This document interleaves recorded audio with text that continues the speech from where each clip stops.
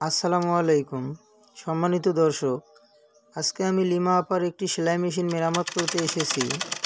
তো সেলাই করতে গেলেই কাপড় সামনের দিকে যাচ্ছে না, অর্থাৎ কাপড়টি সামনের দিকে কোনোভাবে টানতেছে না। সেলাই কিভাবে সম্ভব? তো এটি আসলে কোনো মেজর সমস্যা না, এরকম ছোটোখাটো সমস্যা নিজেরাই সমাধান করা যায়। তো দেখেন, আমরা হেডটি উপরে উঠিয়ে নিলাম। তো ভালো করে দেখুন দর্শক, এই যে নাটটি রয়েছে, এই নাটটি আমরা একটু লুজ দিয়ে নিব।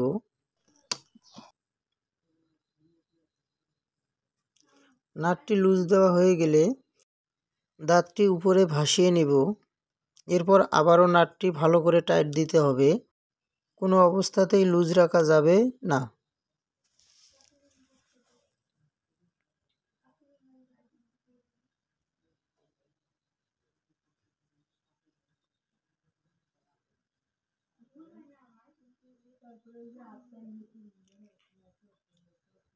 তো এখন আমরা হেডটি টেবিলে বসিয়ে নিয়ে সেলাই সেঁক দিব।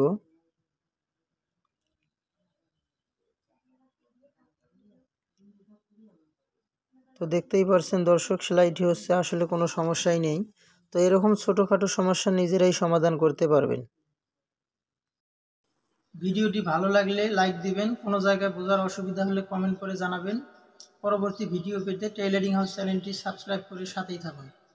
ধন্যবাদ।